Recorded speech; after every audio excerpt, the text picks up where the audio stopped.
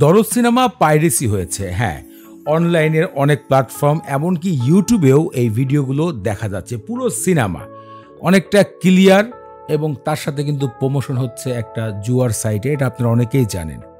আমি মনে করি এই পাইরেসি হওয়ার পিছে ইন্ডিয়ার সবথেকে বড় একটি ভূমিকা রাখে। আপনারা খেয়াল করবেন হলিউড, বলিউড, টলিউড, তামিল, মামিল যে কোনো জায়গার কোনো সিনেমা মুক্তি পাবে ইন্ডিয়াতে, তা মনে হয় ৬ ঘন্টাও সময় লাগে না, ফার্স্ট শোতেই সেটা পাইরেসি হয়ে যায়। তবে পাইরেসির কারণে যে কোনো ক্ষতি হয় না এটা কিন্তু আসলে সুপারস্টারদের কাছে কোনো ব্যাপার না। কিন্তু সাধারণ কিছু ছবির জন্য হয়তোবা ক্ষতি হতে পারে। কারণ সুপারস্টারদের সিনেমাগুলো সাধারণত মানুষরা আসলে হলে গিয়ে দেখতে ভালোবাসে। এখন যে বিষয়টা আসলে কথা বলতে চাই, দরদ সিনেমার প্রথম রিভিউতে আমি যা বলার বলেছি, কিন্তু যেহেতু কয়েকটা দিন চলে গেছে, সিনেমাটি বেশ ৭ দিনের বেশি ব্যবসা করে ফেলেছে, তাই আমি এখন কয়েকটা কথা না বলেই পারছি না। অনন্য মামুন কয়েকটা ভুল ডিসিশন নিয়েছে। তার মধ্যে একটা হচ্ছে, এই সিনেমা যখন শুটিং করা হয় তখন যত সম্ভব হিন্দিতে তারা কথা বলেছিল এবং সেটা পরবর্তীতে বাংলায় ডাবিট করা হয়ে রিলিজ করা হয়েছে। তো সেক্ষেত্রে যখন আমরা সিনেমাটা দেখতে বসেছি তখন শাকিব খানের লিপ, ডায়লগ এবং অন্যান্য বিষয়গুলো একদম ফুটে উঠেছিল, কিন্তু অন্য যে অভিনেতা অভিনেত্রীরা ছিল তারা আসলে হিন্দিতে কথা বলেছিল এবং তার উপরে যখন বাংলা ডাবিট মারা হয় বা বাংলাতে আবার সেটাকে তৈরি করা হয়েছে, সাউন্ড লাগানো হয়েছে, তখন মনে হচ্ছে কি আমরা একটা তামিল সিনেমা দেখতে বসেছি এবং সেই সিনেমাটা আমরা হিন্দিতে দেখছি, যে ফিলটা পাই। যেমন গোল্ড মাইন্ড ইউটিউব চ্যানেলে আমরা অনেক সময় সিনেমাগুলো দেখি, ওই রকম একটা ফিল এসেছে। এখন যে বিষয়টা আমার কাছে আরও চোখে পড়েছিল সেটা আমি শেয়ার করিনি, সেটা হচ্ছে আমি যখন হলে টিকিট কাটছিলাম অনলাইন থেকে, তখন আমি দেখছি হলের ম্যাক্সিমাম সিটগুলো বিক্রি হয়ে গেছে, তার মানে টিকিট সংখ্যা অনেক কম।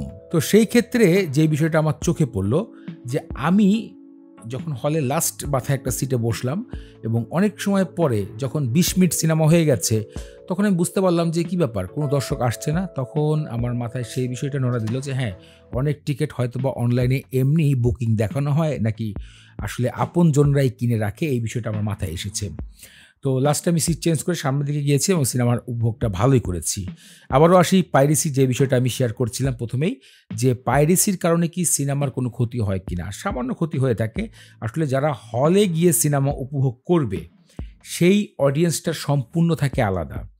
তারা একটা পুরো টিম থাকে যে হলে যাব, পপকর্ন খাবো বা আনন্দ করব, একটা দিন এনজয় করব, সিনেমা উপভোগ করব। হ্যাঁ, আমার প্রিয় সুপারস্টারের সিনেমা, তাকে আমি চয়েস করি, এরকম একটা মনোভাব দিয়ে আসলে হলে সিনেমা দেখতে যাওয়া হয়। আর পাইরেসিতে দেখা তারাই দেখে যারা আসলে হলমুখী হয় না, যে ভাই ঘরে আমি দেখতে পারলেই ভাল লাগে, হ্যাঁ ঘটনাটা বুঝতে পারলেই আমার চলে, তারাই আমার মনে হয় সাধারণতভাবে পাইরেসি মুভিগুলো দেখে বা পাইরেসির দিকে নজর রাখে। ওভারঅল আমি মনে করি যে বর্তমানে যে যুগ, সেখানে যারা পাইরেসির ভিডিওগুলো খুবই লো কোয়ালিটির হয় আর এগুলো দেখাও চোখের জন্য খুব একটা মজা নয়, চোখের শান্তি তো বড় শান্তি। তো ওই জায়গায় আমি বলি যে পাইরেসির কারণে আসলে কোনো ধরনের সমস্যা হয় না সুপারস্টারদের সিনেমাতে।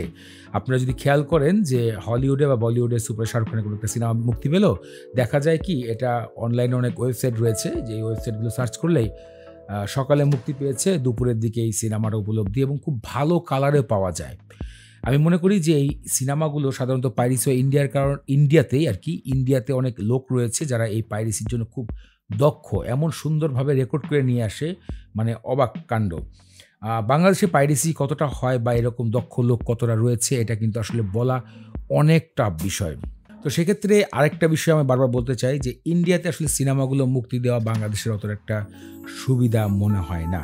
আর ইন্ডিয়া অনেকগুলো জুয়ার সাইট রয়েছে, তারা মনে হয় এইসব কাজগুলো বেশি করিয়ে থাকে তাদের জুয়াগুলো প্রমোশন করানোর জন্য।